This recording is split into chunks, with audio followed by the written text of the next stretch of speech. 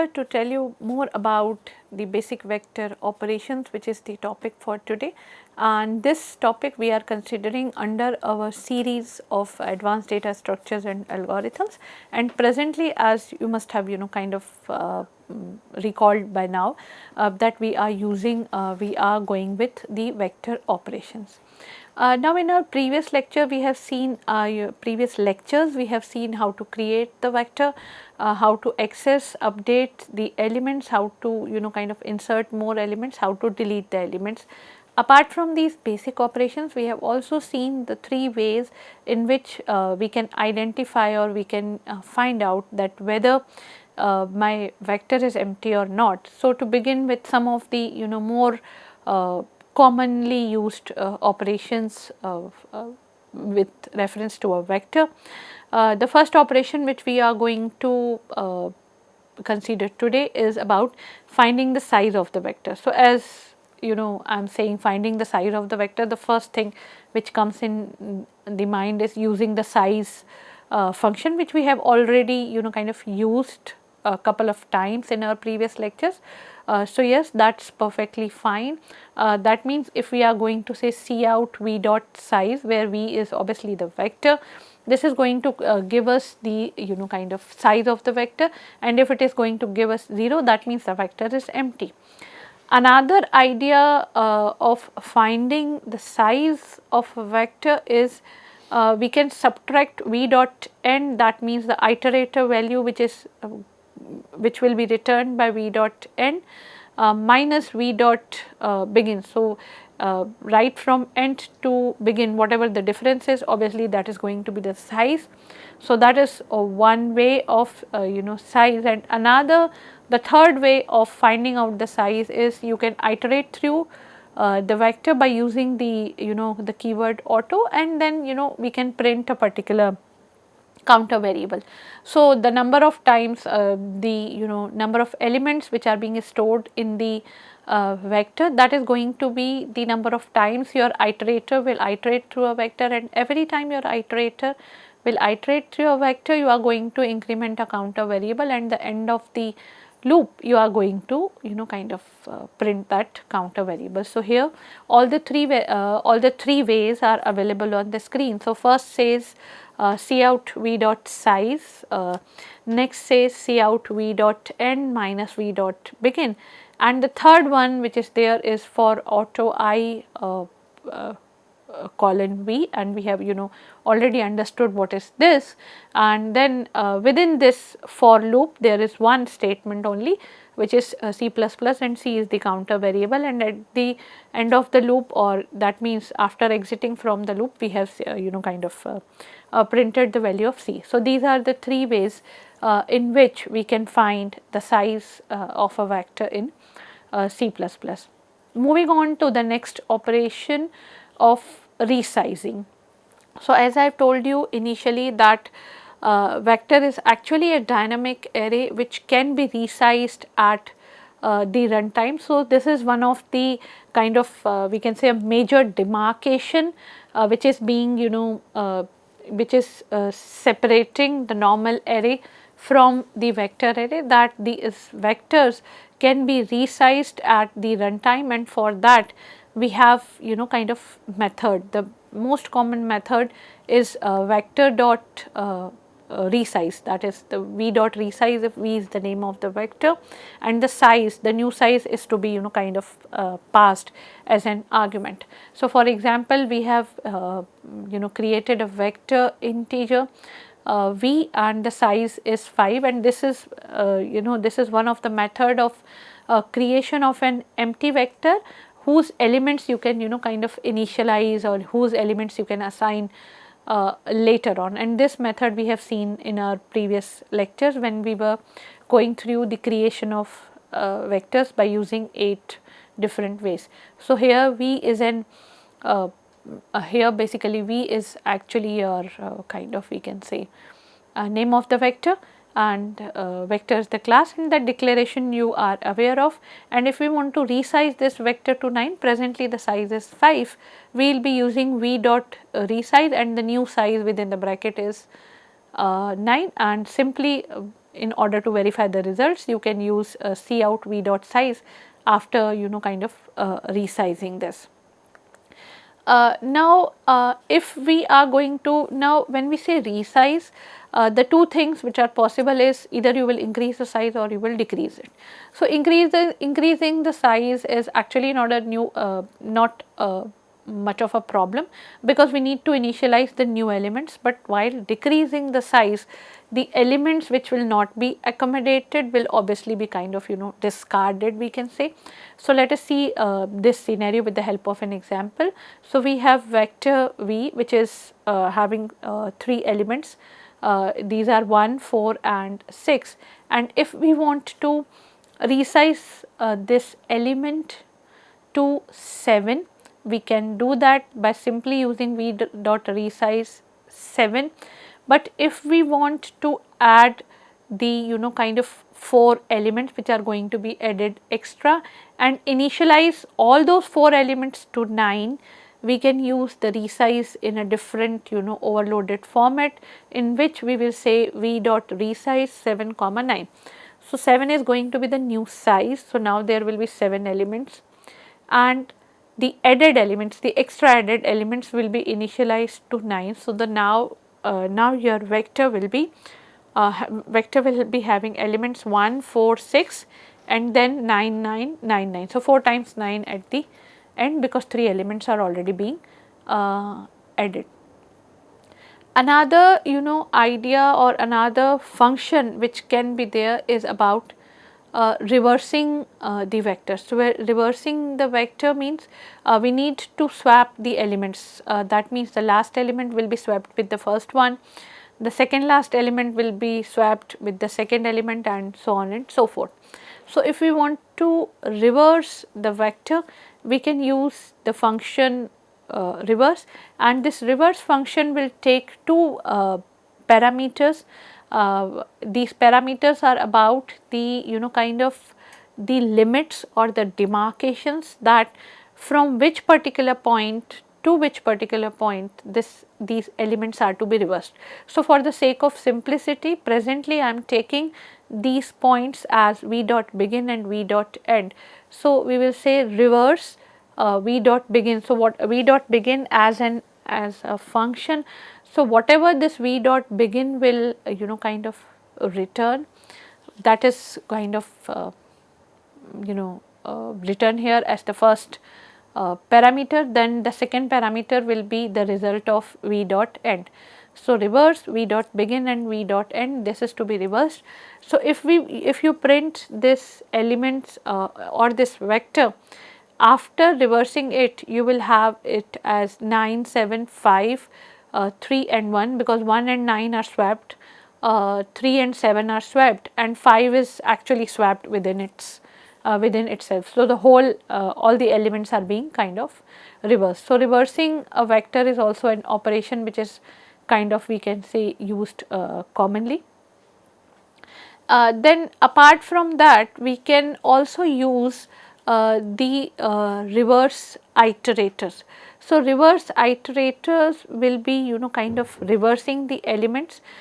This can be done by in this method we need to create a temporary reversed vector using the reverse iterator, and if we want our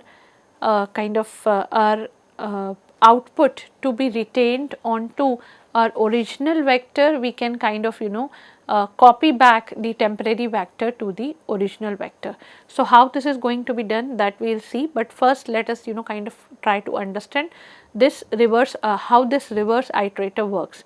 So, in case of reverse iterator, we will be creating a temporary reversed vector using this reversed iterator.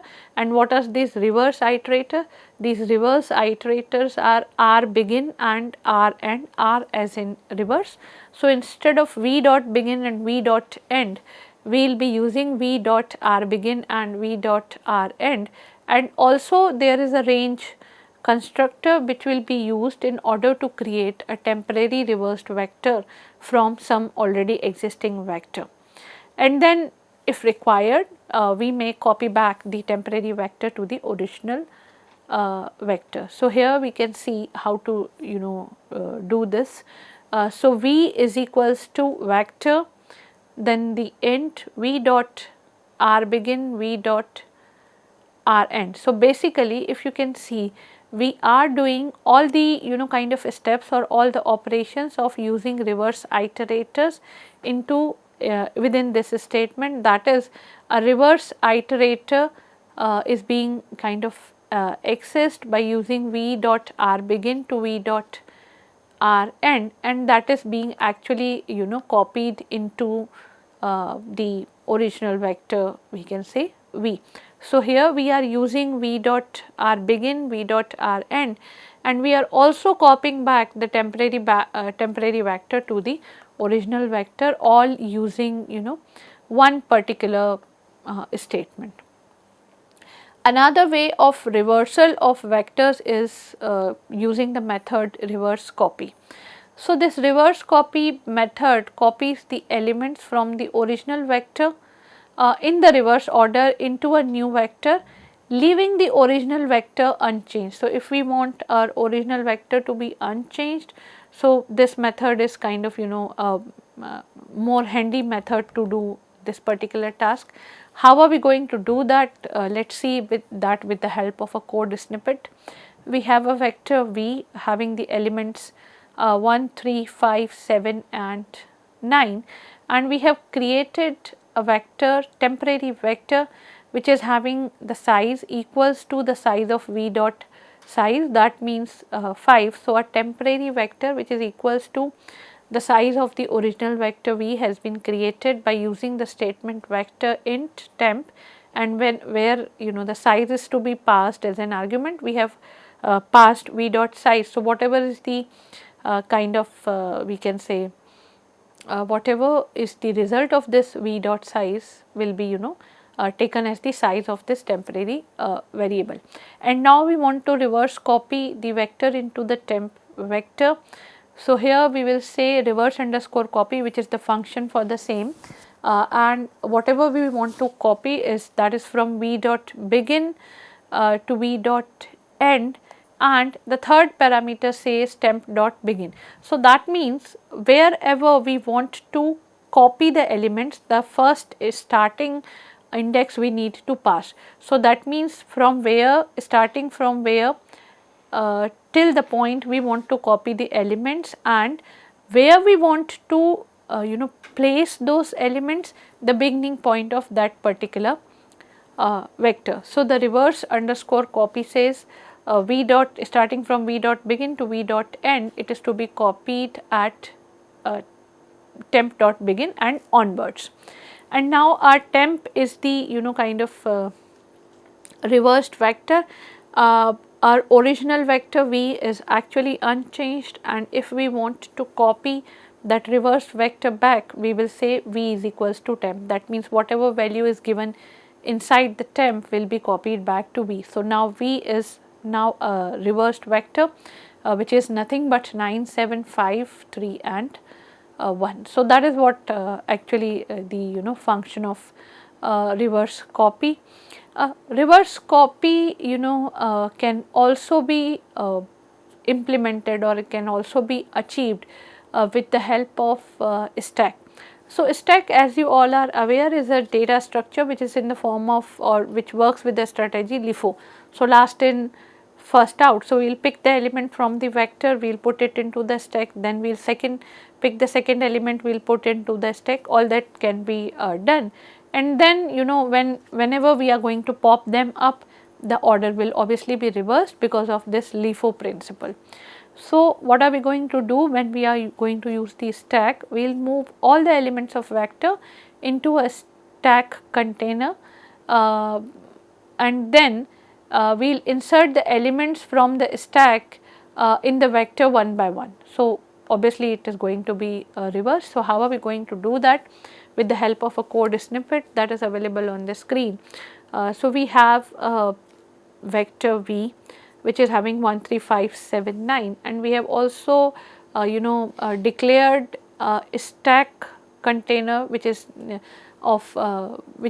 the container of integer elements, and S is the name of that stack, we are going to push all the elements of vector into the stack.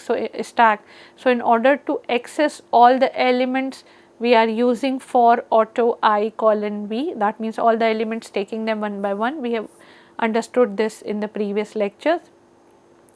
Every I is to be pushed into this S, so we will be using S dot push. So push is a kind of a standard function which is available with the stack obviously. So S dot push I, and after this for loop we have given v dot clear in order to clear the vector v. Now what do we need to do? We need to take the elements from the stack and keep them back into the vector. So in order to take the elements, we need to use the pop function which will take the element, but that pop function is to be used, and whatever that pop function is going to give us, that element is actually to be pushed back onto the vector. So v dot push back is available, or push underscore back is available. So here we will say while not S dot empty. So that means while there are elements in the stack S, what is to be done? V dot push underscore back S dot top. Whatever is available at the top position of the S is to be pushed back into the vector v. So the first element which was copied in the last will be pushed back into the v, and then we will say S dot pop. So S dot pop is actually going to make the counter take the counter into a decrement mode, and now kind of we can say top is equals to top minus 1, and I hope this is a very simple kind of data structure strategy which you all must have understood by now. So v dot push underscore back, what do we need to push back is the top element, and then in order to decrement the value, decrement the counter, we will use S dot pop, and these two statements will go on into inside a loop of while your stack is having something. So while not is S dot empty, so till your S is having something, you need to push back into the vector, take the element, push back, take the element, and push back, and so on and so forth. So stack is another way of kind of reverse copy. We have seen many more ways of reversing reverse copy. So reverse copies are also kind of one particular function we have seen others as well. Now the next operation which we are going to use is about sorting a vector. Sorting a vector by default in ascending order, which means that arranging the elements of vector in such a way that the first element is the smallest, second will be the second smallest, and so on and so forth. I am sure that you understand what is sorting a vector. So it is a pretty simple function. Again, the function is named as sort, and the starting range and the ending range. So if you want to sort, you will say sort, obviously v dot sort, v dot begin till v dot end. So that is the kind of, we can say, a basic syntax of using the sort method, which is going to give the elements of a vector arranged in an ascending order. So apart from this simple sort, we can use there are other methods of using of sorting the elements. We can use stable sort, we can use bubble sort, and we will be looking into these two methods. And so in order to use the stable sort, what are we going to do? So first let us understand what is this stable sort. So stable sort is similar to the sort method which we have just seen. The only difference between the two is stable sort maintains the order of elements if the elements are in duplicate, and I hope you understand the meaning of stable terms in case of the sort. So when we study sorting methods, we say that this method is stable or not, or this method is in place or not. So here that stable sort method means that the difference being that the stable sort maintains the order of the elements if elements are duplicate. So, instead of sort we will be using stable underscore sort and everything else will remain same, that is v dot begin to v dot end, and the syntax goes on as it is shown on the screen. Stable underscore sort, within the bracket the two parameters have to be passed, that starting and ending limit. So, v dot begin comma v dot end, that is to be kind of passed. Then apart from using just the sort and the stable sort, there are couple of other methods which are which are being used for sorting the vectors. One of them is using multiset. So, multiset is actually another container which is an ordered container. Ordered container in the sense that it stores the data in the given sorted order, and it can be used to sort the vectors by first pushing all the elements from vector to multiset and then putting them back one by one. So, multiset we can use as an kind of ordered container. So, first we will just push all the elements starting from starting to ending, taking it from V, we will just push them back, and then maybe at the later stage we can sort this multi-set by we can sort all the elements which are belonging to multi-set now by putting them back one by one. So, how are we going to use that? We can have that with the help of a code snippet shown on the screen. So, here we have 5 elements which are jumbled. So, 1, 4, 3, 2, 5 we have, and now in the first step we are going to create a multi-set from this vector. So, in order to create a multi-set, the constructor goes like multi-set, obviously it is of integer. So, within the angle bracket I have specified integer. The name of this multi-set or the name of the object of this multi-set is going to be ms, and the elements which are going to belong to this ms are starting from v dot begin to v dot end. So, in this step an ms multi-set in the name of ms is being created. Now, what we want to do is, now this ms is actually an ordered set. So, wherever the elements are being inserted into this multi-set, at the time of insertion those elements are being kind of arranged in a sorted order. So, now ms is having the elements as 1, 2, 3, 4 and 5, and then we can copy back all the elements from this ms to v. So, it is just creating a multi-set, giving all the elements or pushing all the elements in the multi-set, because multi-set is an ordered container, automatically the elements are being ordered, and now we can copy back all the elements from ms to v, which says v dot assign ms dot begin to ms dot end. So, that means starting from in the ms which is the multi-set, starting from begin to end we will take all the elements, and all these elements are being assigned back, or we can say assigned to v by v dot assign. Another idea of sorting the sorting a particular vector, apart from sort, stable sort and using a multi set, we can also use the bubble sort algorithm. A very simple algorithm, the simplest of the comparison based sorting algorithm, that does what? That repeatedly swap the adjacent elements if they are in the wrong order, and this process is repeated until the vector is sorted. So, we can use a bubble sort or even any other sort for that matter. Here we have the code for bubble sort, which is taking an integer vector, and that has been passed as a reference because we want the result to be reflected back inside the original data structure, which is nothing but the vector here.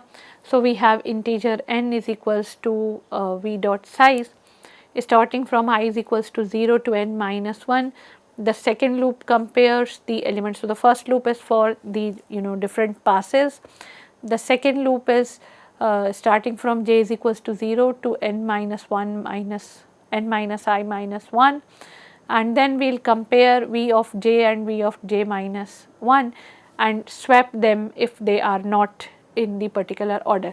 So, I am not going into much of the details of this bubble sort algorithm, because this is the simplest algorithm which all of you must have studied in your in your data structures courses. So, basically we have kind of compiled the code, or we have consolidated the code of the bubble sort algorithm inside a function, and the function is being named as the bubble sort. And in order to call this function, so here we have just made the function, written the code, that the 2 loops and so on and so forth.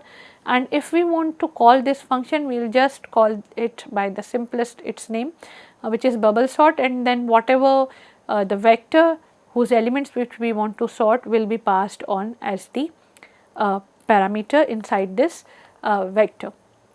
So, if we look into the summary of this lecture, we have started from how to find the size of the vector. We have seen 2-3 methods for that. Then we looked into how to resize the vector, which is obviously important. Then we looked into many methods of reversing the elements of the vectors using reverse iterators, or using the reverse function. Just reverse copy is also an idea there. Then we can use the stack and so on and so forth. Then we jumped on to the sorting thing, and we looked into how we can use the simple sort, or we can use a stable sort, or we can use a multi-set, which is an ordered container, or on top of it we can also use any sorting algorithm. The example here is being taken as the bubble sort algorithm, that also we can use. So, here is a list of references which is being used for the preparation of lecture. I hope you have enjoyed this. I will see you in the next lecture. Till then, take care. Goodbye.